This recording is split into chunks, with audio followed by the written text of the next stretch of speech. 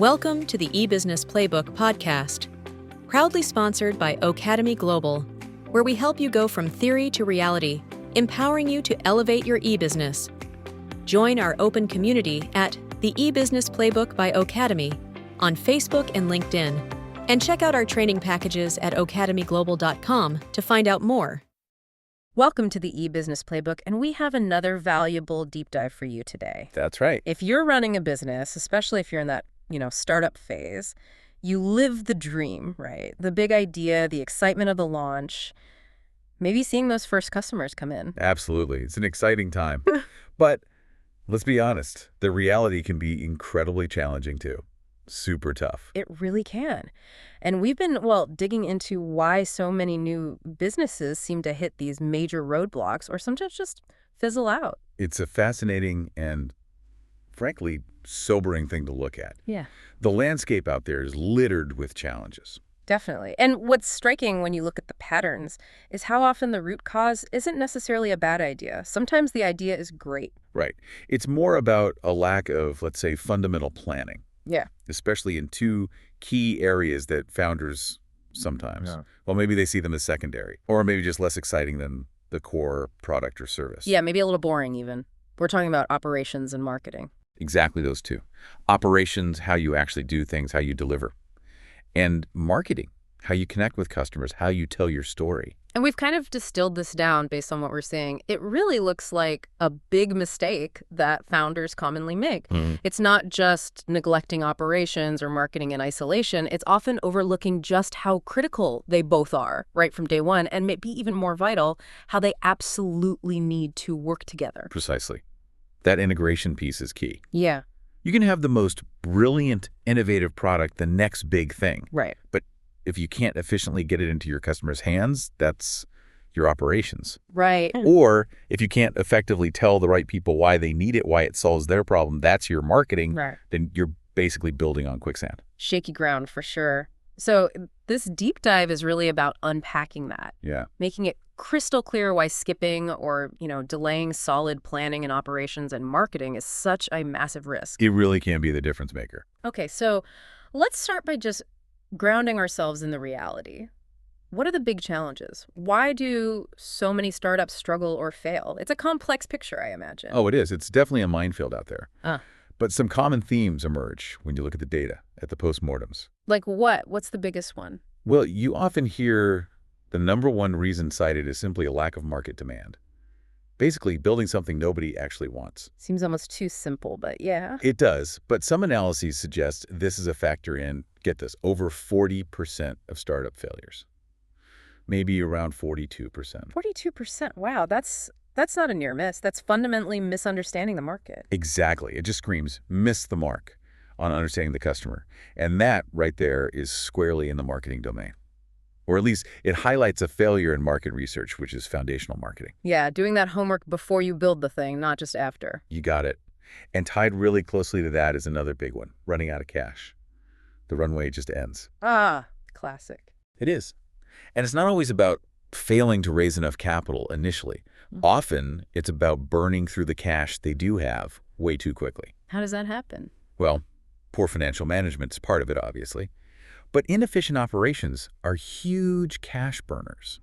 Think about unexpected costs popping up, wasted materials or time, having to redo work because processes are messy. Oh, I can see that, like shipping errors that cost a fortune to fix or spending hours on manual tasks that could be automated. That stuff adds up incredibly fast. It really does.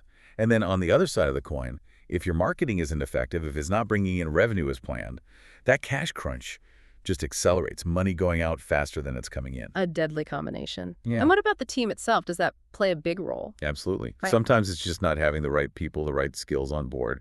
Or maybe there's friction within the team, poor dynamics. You need strong leadership in operational roles, even early on. And you need people who genuinely understand the market and how to reach them for marketing. A weak team in either of those areas, that's a major vulnerability. You might have brilliant tech people, but if no one knows how to run the day-to-day or sell the thing. Precisely. It's about having that balanced skill set within the core team or knowing when to bring in expertise. Then you also see issues with weak business models, How so? maybe overestimating potential profits or drastically underestimating the costs involved. Operations directly impacts your cost structure and efficiency. Marketing influences your revenue generation potential. If your assumptions about either are way off, the whole model can just crack. It needs to be realistic from both sides. Exactly. And here's another one that can creep up as you start to get some traction: neglecting the customer experience as you grow. Success becoming its own problem. Sort of, yeah. You might be great at acquiring new customers through clever marketing. But if your operations can't keep up, maybe product quality dips or customer service wait times explode, you start losing that hard-won loyalty fast. And unhappy customers tend to be pretty vocal. They do. And that tanks all your marketing efforts. Poor service is very often a direct result of operational failures.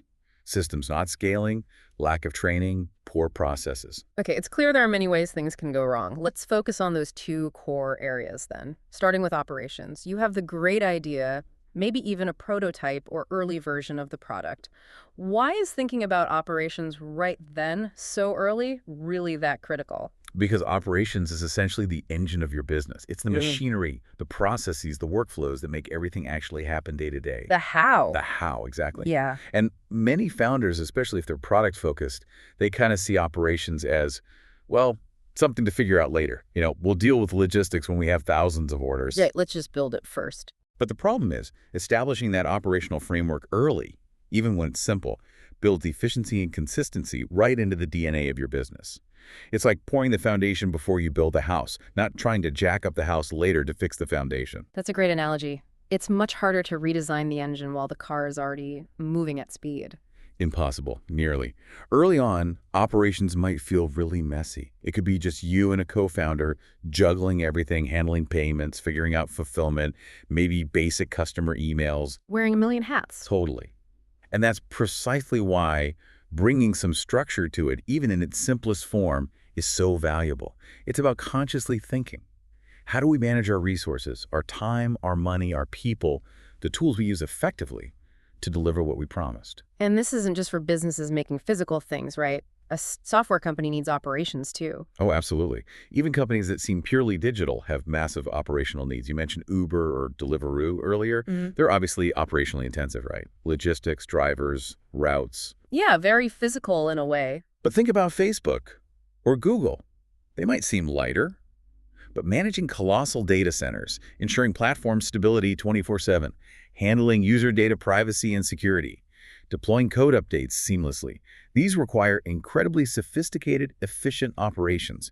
The goal is always the same: manage resources to deliver value effectively. So streamlining processes is key then, making things flow smoothly. It's fundamental to efficiency. When workflows are clear, documented even simply, your team isn't constantly bogged down in confusion or reinventing the wheel or making the same costly errors over and over. Saves time, saves money, saves frustration. Exactly. Think about using basic project management tools, even just shared checklists or simple automation for repetitive tasks right from the get-go. Studies have shown optimizing processes can give significant productivity boost. I saw one mention potential jumps of like 20, even 25%. That's huge for a startup where every minute counts. It is. And here's the crucial link. Operations can't exist in a vacuum. It must align with your overall strategic goals and especially with your marketing efforts. Bringing it back to that connection. Yes.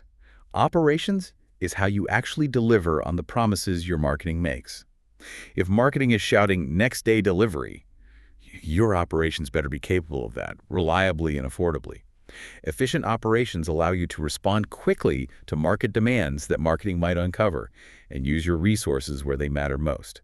It's a critical interplay. Okay, so if operations is the backbone, the engine, then marketing is your voice. It's how you reach out, connect with the world. It's that vital bridge, isn't it? Connecting your product to the people who need it. Beautifully put. It absolutely is that bridge. And just like operations, the importance and complexity of marketing are often underestimated in the early days. People think marketing means just running a few ads or posting on social media. Sometimes, yeah. Yeah. Or they think it's just about the creative stuff. But a really well-structured marketing plan is a whole strategy. It includes defining your brand, really digging deep to figure out who your specific audience is, deciding how you'll reach them, and managing those customer relationships over time. It's not just about shouting into the void. Not at all. A common pitfall is thinking that a little bit of marketing activity should equal instant sales results. We boosted a post. Where are the orders? Huh, yeah, I've heard that one. It usually doesn't work like that, especially for something new. Marketing is often a longer game. It requires understanding the customer's journey, how they become aware of a problem, how they look for solutions, how they decide, and figuring out where your brand fits meaningfully into their lives. So where does a startup begin with marketing then? A key first step is establishing your brand identity. And this is much more than just a cool logo or picking some colors. It's the story. It's the story, yes. It's your core messaging, your mission, your values. What makes you unique? Why should people care? It's about crafting that narrative that resonates emotionally with your target audience. That emotional connection can be really powerful, especially when you're small and competing against bigger players. Definitely. And for startups trying to build that connection without huge ad budgets, the strategies often need to be creative and engaging. Like what kind of things work? Well, it depends heavily on the audience, of course. But think about focused digital campaigns targeting niche communities, or creating interactive experiences online or even offline. Maybe strategic partnerships with complementary businesses or local influencers. Things that create a memory, build some buzz. Exactly. Hosting webinars, workshops, even small local events. Things that allow you to interact directly, demonstrate your value, and position your brand as credible and relatable, not just another faceless company. And like operations, marketing isn't static. It has to evolve as the business grows, right? Absolutely essential. What worked to get your first 100 customers might be totally different from what you need to get to 10,000. As you grow, you have to get smarter and more data-driven with your marketing. Measuring what works. Precisely. You need to figure out which channels are actually delivering results, not just clicks, but actual customers. What's your customer acquisition cost through different channels? What's the lifetime value of those customers? Be into the metrics. You have to. This data-driven approach lets you optimize your spending, double down on what's effective, and cut out the stuff that's just wasting money. Staying agile in your marketing, constantly testing and learning based on data, that's key for scaling successfully. Okay. So we've established operations is the engine, marketing is the voice, both vital. This brings us right back to what you called the big mistake. Right. The core issue that seems to trip up so many startups based on, analyzing failures and successes, it isn't just neglecting operations or just neglecting marketing. It's the failure to see them as interconnected, to integrate them from the very start. Ah, the disconnect. It makes so much sense when you put it like that. It's not enough to be good at one or the other. Not at all. Think about it. If your marketing is brilliant and creates huge demand, but your operations can't handle the volume or the quality control slips, what happens? Disaster, angry customers, bad reviews, damaged reputation, maybe even going bust trying to keep up. Exactly. And flip it around. Yeah. What if your operations are super streamlined, incredibly efficient, world-class, but your marketing isn't reaching the right people or isn't communicating your value effectively? Then all that efficiency is wasted. You've built a perfect engine for a car nobody wants to buy or knows exists. Also, failure. Precisely. Yeah. So many of those common failure reasons we talked about earlier, running out of cash, poor customer experience, even weak business models, they're often made much, much worse by this disconnect between ops and marketing. They amplify each other's weaknesses. They really do. Marketing goes out and makes promises. We offer superior quality. Get it in 24 hours. But operations is the department that actually has to deliver on those promises consistently. And operations needs info back from marketing too, right? Absolutely critical. Marketing is your ear to the ground. They gather feedback on what customers really need, what competitors are doing, what features are resonating, where demand is spiking or dropping. That feedback is gold for operations, informing production planning, inventory levels, even process improvements. So they aren't just separate departments doing their own thing down the hall. They need to be in constant communication, almost like partners. Ideally, yes. Yeah. They need a shared understanding of the goals, the challenges, the customer. This alignment is what helps a startup navigate the choppy waters of the market effectively. It builds resilience. Resilience, that's a good word for it, because things rarely go exactly to plan. Never. So when ops and marketing are aligned, you can adapt faster. Maybe operations flags a potential supply chain issue. Marketing can then adjust promotions or manage customer expectations proactively instead of waiting for disaster. Or marketing identifies a hot new trend or customer pain point.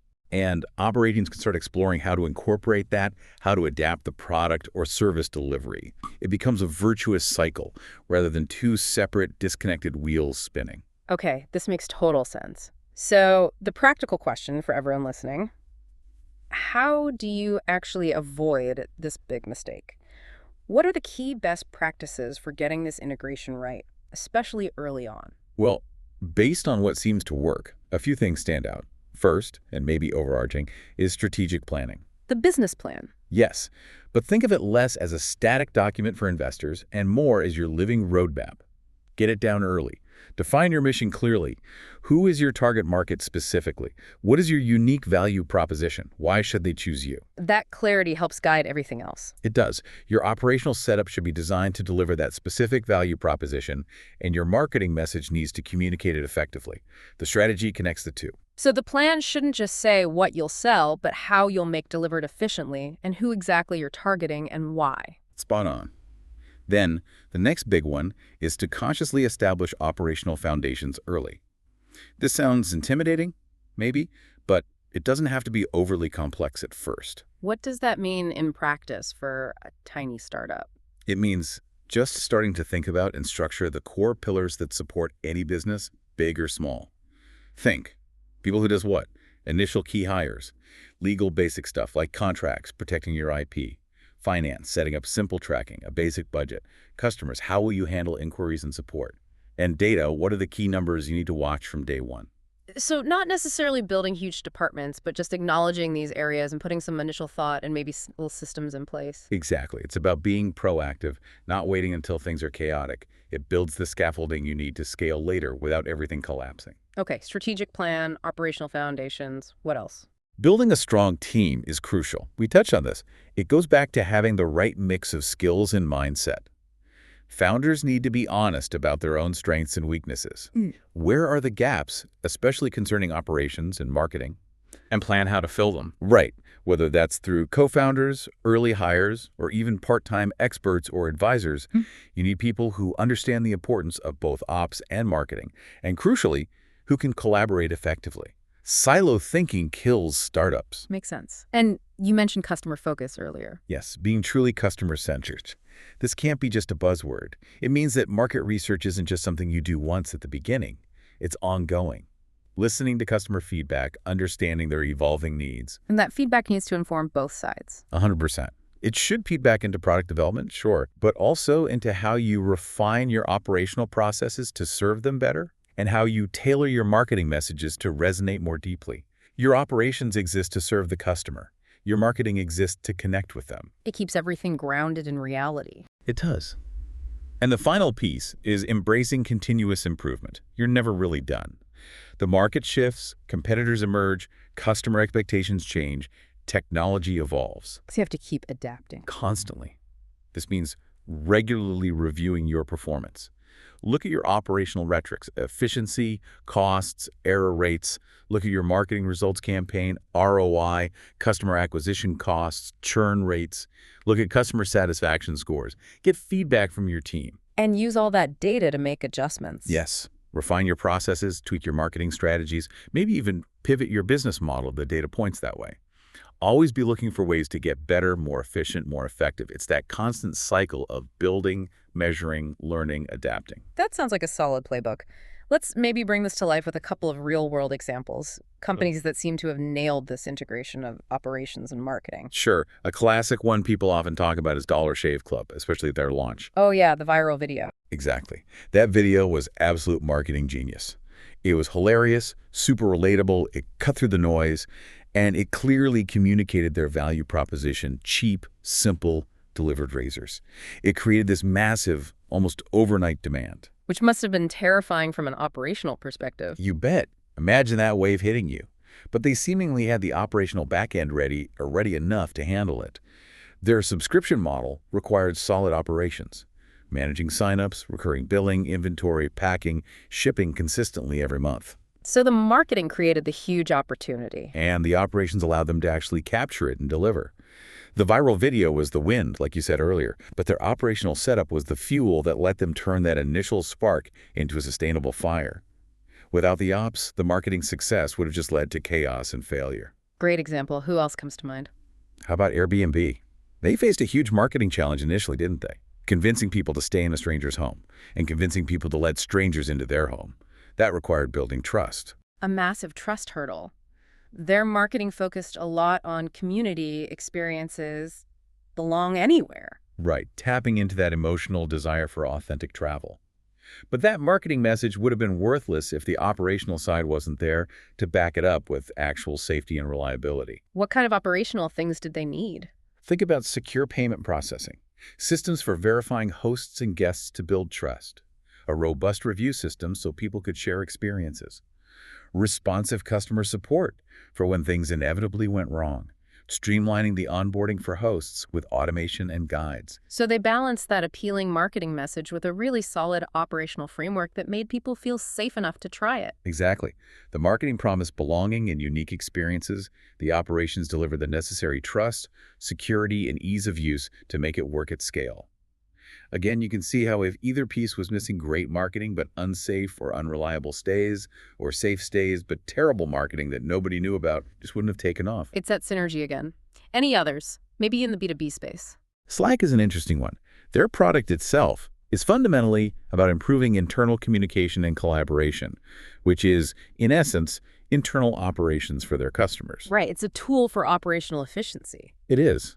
But their own growth was fueled by brilliant marketing that really understood the pain points of traditional email and clunky communication within modern teams.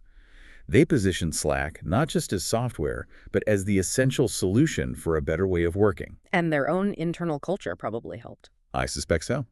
How they use their own tool, their focus on company culture, that likely fed back into their marketing message, demonstrating the operational effectiveness they were selling. It was a cohesive story, product and marketing aligned. One more, maybe. Canva is another good example, I think. They offer this incredibly user-friendly design tool. Their marketing focuses on ease of use, empowering anyone to create professional designs. Democratizing design. Exactly. But to deliver that promise at scale to millions of users, they need incredibly efficient operations behind the scenes. Think about server infrastructure, smooth performance, but also how they handle customer support. They've automated many service aspects for efficiency, but they also work hard to ensure users still feel supported and guided, maintaining that personal touch that aligns with their user-friendly marketing promise. So it's about finding that balance, operational efficiency, allowing them to scale, but without sacrificing the user experience their marketing is built on. Precisely. All these stories, in different ways, highlight the same core principle. The businesses that thrive are the ones that thoughtfully plan and deeply integrate their marketing strategies with robust, scalable operational frameworks. They avoid the common pitfalls by treating them as two sides of the same essential coin. Okay, let's bring this all home. For you, the business owner, the founder, the aspiring entrepreneur listening right now, what should really stand out from this discussion? I think the first question to ask yourself is, are you truly clear on the specific ways your own startup could potentially fail? And critically, how do strong operations and smart marketing fit into preventing those specific failures for your business? Don't just think about the generic reasons, but apply it to your context. Exactly. And then be honest. Have you invested enough real thought, planning, and resources into building both your operational framework and your marketing strategy? Are they just, separate to-do lists sitting in different folders? Or are they actually talking to each other? Is there genuine alignment? Is your team thinking about how operations enables marketing and how marketing informs operations? Because ignoring these fundamentals, getting caught up solely in the product development rush or the chase for the first sale, that is the big mistake we've been talking about. Whereas focusing on them early, building them together, and continuously refining them, that's how you build a business that's not just exciting initially, but resilient, scalable, and ultimately successful in the long run. Couldn't agree more. So here's a final thought to leave you with, something to mull over. Okay. If your brilliant business idea is the initial spark that ignites the fire, then perhaps operations is the steady supply of quality fuel, and marketing is the consistent wind that directs the flames and helps the fire spread. I like that. Fuel and wind. Without both working together, the fire might flare up brightly for a moment, but it won't grow strong, or it might just burn out quickly. So the question is, Are you treating both the fuel operations and the wind marketing as equally vital, interconnected elements needed to sustain and grow your fire? A powerful question to consider. Are you nurturing both? Hopefully, this deep dive into the critical integration of operations and marketing planning has given you some valuable insights, maybe some actionable takeaways for your own business journey. It's clear, isn't it? While the idea is the starting point, it's the disciplined planning and execution in these core areas, operations and marketing, working hand in hand that truly shape long-term success. Absolutely. Thanks so much for joining us for this deep dive on the eBusiness Playbook. For the complete PDF with all the insights from this episode, head over to academyglobal.com. There, you'll find the PDF, plus other valuable podcasts and resources to fuel your business growth and career success. Thanks for listening, and see you next time.